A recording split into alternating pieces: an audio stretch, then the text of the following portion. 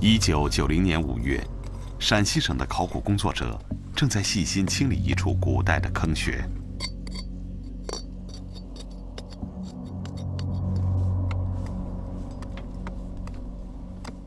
沉寂千年的泥土被一点点地剥去，覆盖着的秘密就要暴露在20世纪的阳光里。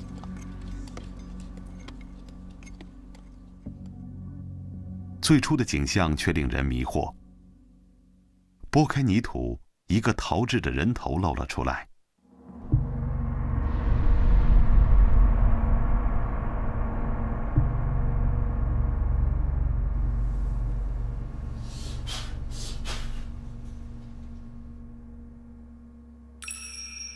在它的旁边，还有很多残缺不全的陶制肢体和人头。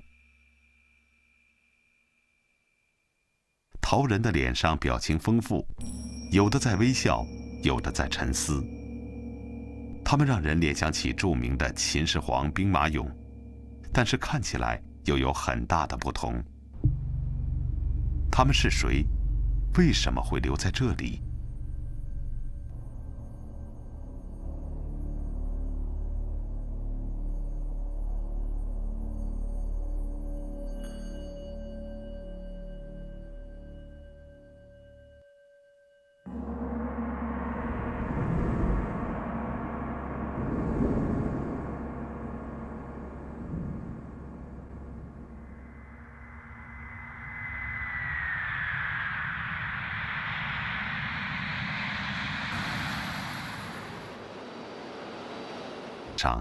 这2个大土堆十分显眼，稍有考古常识的人就会意识到，它们肯定是古代墓葬的封土。土堆的下面一定埋藏着地位显赫的人物。现代化的高速公路穿过原野，却无法穿透悠远的历史。对世代居住在这里的村民来说，那些让外人迷惑的土堆却不是什么了不得的秘密。几乎所有人都知道，他们生活的地方是2000多年前一位中国皇帝的陵墓区，叫做阳陵。2个土堆下面分别埋葬着皇帝和他的皇后。在古人看来，高大的陵墓是财富和权势的象征，而在今人的眼里，这些封土堆却意味着一个神秘的地下世界，以及一段陌生的古代岁月。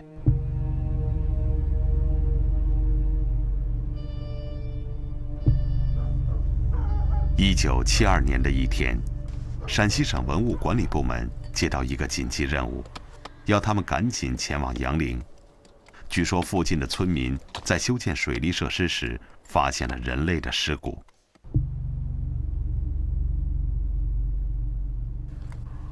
在现场，考古学家挖掘出了35副人类骨架。之后，骨架被重新回填进土地。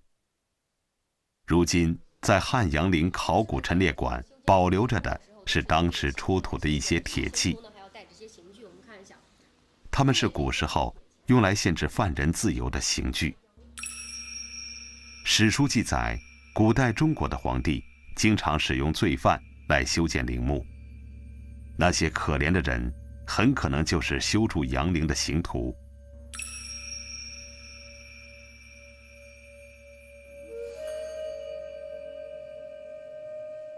这里就是刑徒墓地，位于帝陵西北方向1000多米处。让人吃惊的是，在这片8万平方米的土地下，大约埋葬着有上万人的尸骨。据分析，他们应该是在修陵的过程中，因劳累、疾病或者意外而死亡的。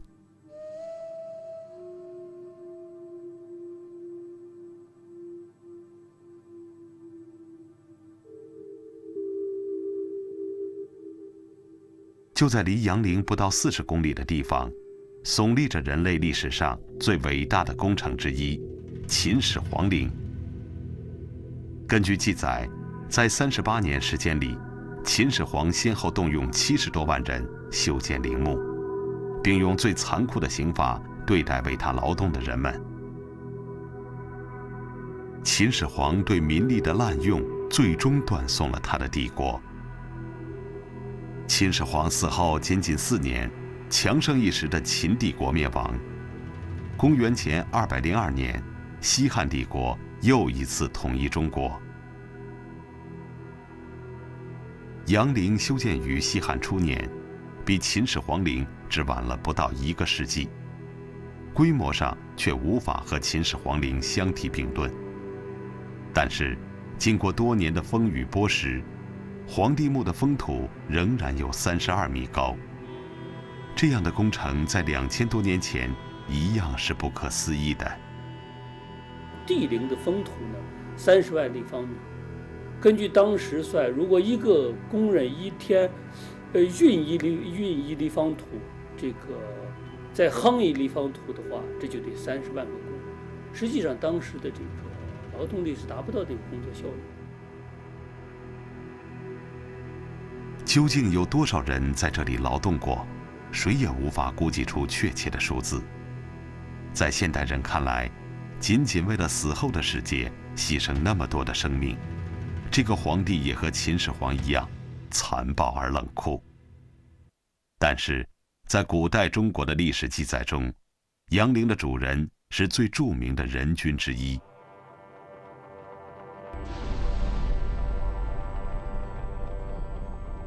他的名字叫刘启，是西汉帝国的第4位皇帝，在位16年。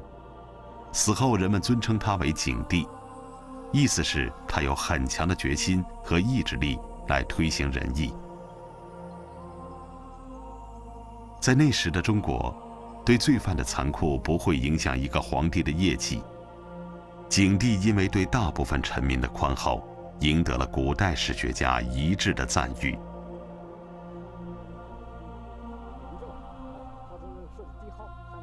今天的人们对景帝的身后世界极有兴趣，但为了更好地保护地下文物，中国考古界对大型帝王墓葬一般只进行初步的勘探，并不急于挖掘。1972年，阳陵刑徒墓地被发现后，这里很快就恢复了平静，直到18年后，一个特殊的机缘来临。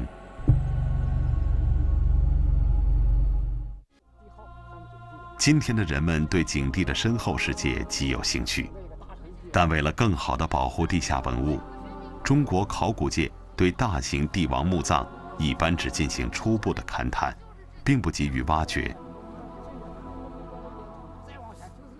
1972年，阳陵刑徒墓地被发现后，这里很快就恢复了平静，直到18年后，一个特殊的机缘来临。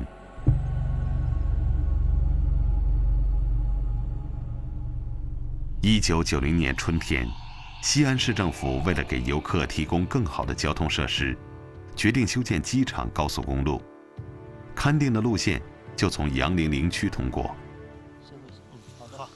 考古队被首先派到工地上，进行初步的考古钻探。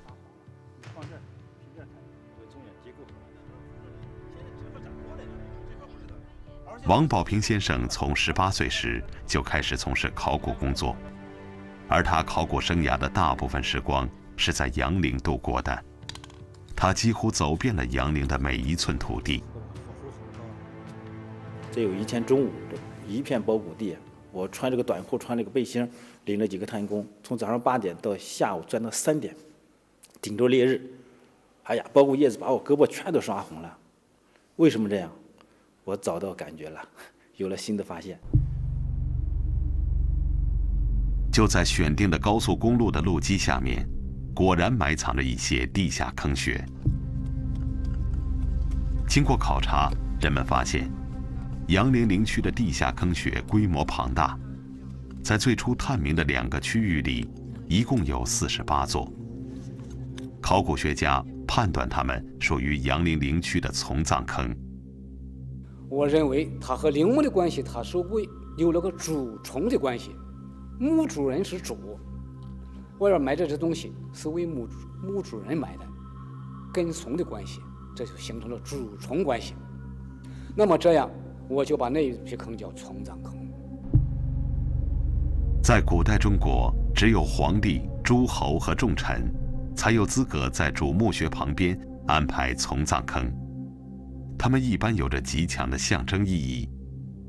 秦始皇陵的兵马俑坑就属于从葬坑。杨陵发现的第一批从葬坑分为南北两部分，和帝陵有一定距离，是相对独立的一个体系。南区从葬坑在皇后陵南面300米处，有24座坑穴；北区从葬坑在帝陵西北方向500米处，也有24座坑穴。考古学家对这些地下坑穴分别进行了编号。这些坑穴都是有规律的排列的，象征着皇帝生前的某种礼仪。但是究竟象征什么呢？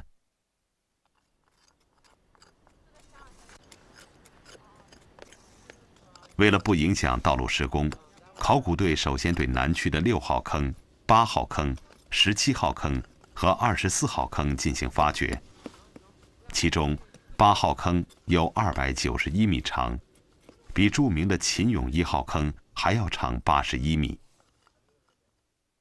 在揭开现代耕土层不久，考古队就发现了可怕的盗洞。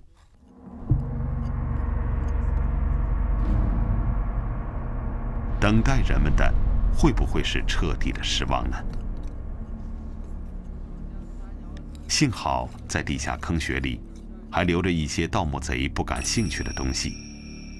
首先吸引人们的是散落在泥土里的陶俑头，旁边还凌乱地堆积着很多陶制的肢体。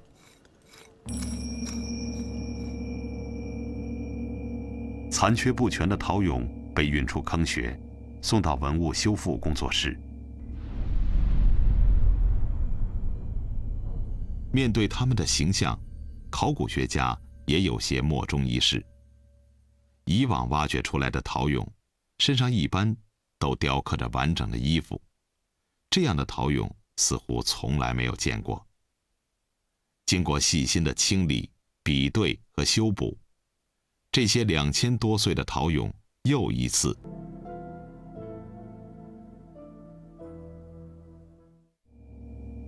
面对这些裸体的陶俑，似乎感觉到他们要向我们传达一些信息。一个仁爱的君王为何在地下陪葬这样的陶俑呢？华夏传奇继续播出，亡灵珍宝。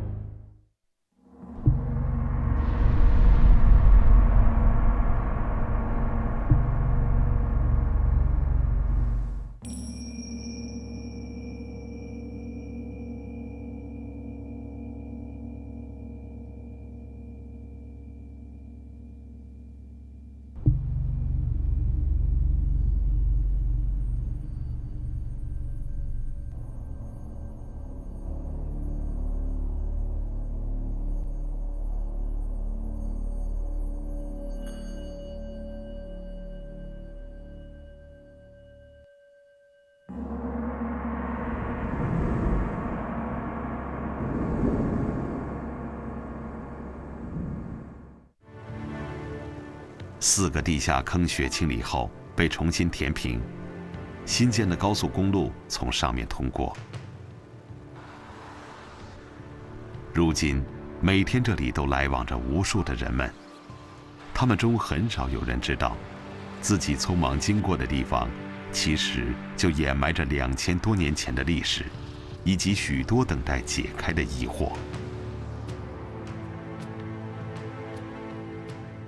高速路的修建为杨陵带来了契机，从此杨陵考古队拉开了考古工作的序幕。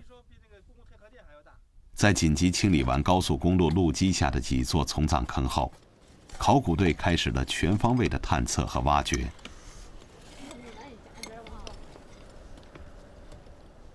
当挖掘南区20号从葬坑时，人们看到了意外的场面。在一个盗洞的底部，赫然躺着一具尸骨。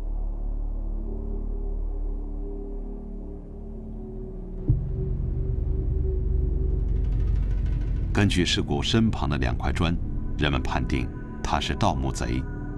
当年他曾在坑穴里把财宝递给地面上的同伴，同伴却出于贪婪谋害了他。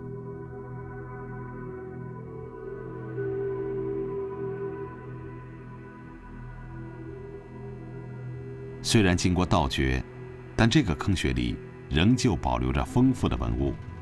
在泥土板结的中间，整齐而有序地排列着几百个武士陶俑。我们很激动，我们清理出了这么多2000多年的稷下武士都出来了，而且它代表的都是汉代的一个一个的威武勇猛的士兵的形象。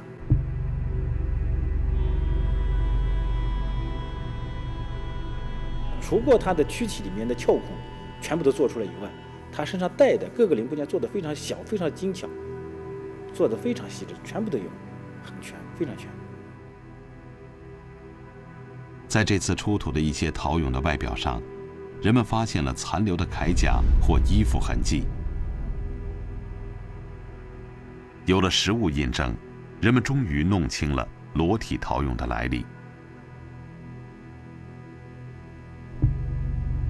原来，在刚刚完工时，所有裸体陶俑的身上都穿着漂亮的衣服，有高级的丝绸，也有普通的麻布。而陶俑胳膊上的圆孔是用来装木质胳膊的，胳膊可以自如地扭转运动，很像现代的洋娃娃。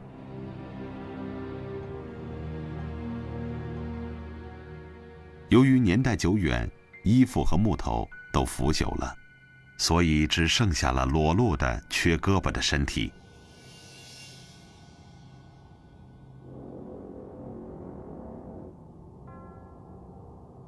当年，他们不仅穿着色彩艳丽的外套，披着威武的铠甲，手里还拿着铁制的微型兵器。所有骑兵的身下，还有用木头精雕细刻的战马。每一个陶俑的神态都各不相同。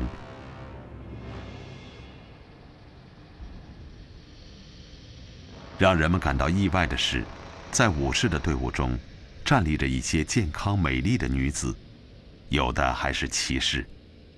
她们大部分长得眉清目秀，身材匀称。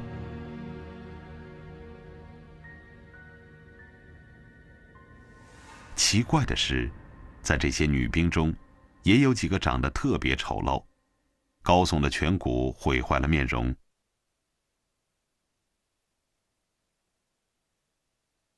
难道真的有？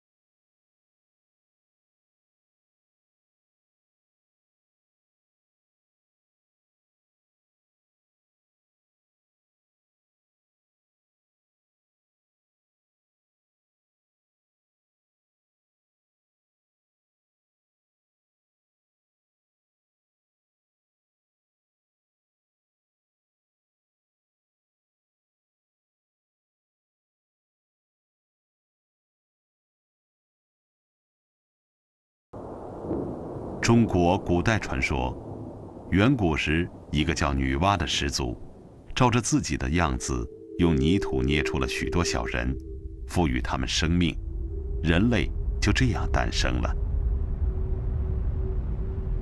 在中国古人的信仰世界里，泥土具有神圣的意味，生命来自泥土，最后归于泥土。泥土是农耕文明的根基，黄土地不仅培育出丰富的食物，而且也带给人们无限的创造力。在世界各个古老民族中，中国人大概是最擅长使用泥土的。他们利用黄土便于塑造成型的特性，烧制出各种精美的陶瓷，以及形状各异的陶俑。它们来自于深沉丰厚的大地，经过工匠灵巧的手和烈火的焙烤，生命的形象慢慢从泥土中浮出。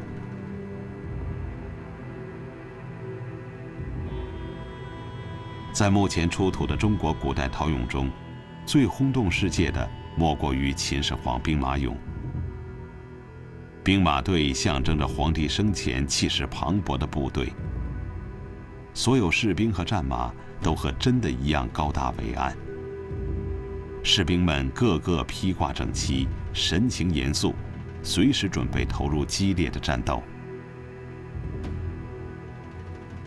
和秦始皇的兵马俑一样，杨陵的48座从葬坑里，埋葬的大多数是武士。人们据此判定，这些从葬坑也象征着皇帝的军队。当时在西汉的军事上呢，它除了这个各诸侯国的地方部队，还有边防部队以外，国家的主力的，就用咱们现在的话，就是野战军吧，就是最主力部队呢，分为南军和北军。南军的主要任务是戍守王宫、宫城。北军的这个主要任务呢是保卫长安城和抵御北方的这个少数民族侵略。所以有的专家认为，南区从葬坑是汉代的南军，北区从葬坑是汉代的北军。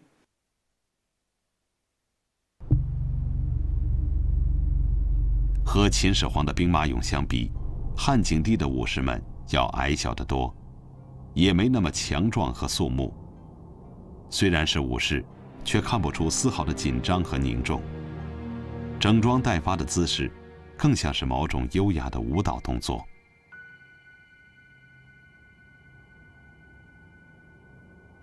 这些陶俑的脸庞洋溢着生命的动感，他们有的忧郁，有的平静，有的快乐，丰富的人性呼之欲出。在这些脸上，看不到被战争和严酷的刑罚摧残的痕迹。军士们的心情是轻松而自然的。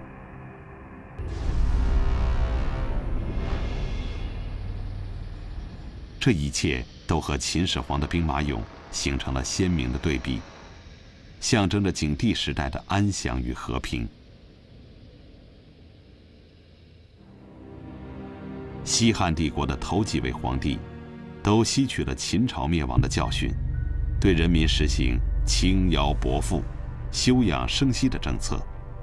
特别是景帝和他的父亲文帝统治时期，帝国显现出安宁平和的景象。人们把这段难得的岁月称作文景之治。几十年仁政的结果，使得原本虚弱的西汉帝国渐渐积蓄了财富和力量，后来终于成为称霸东亚的强大帝国。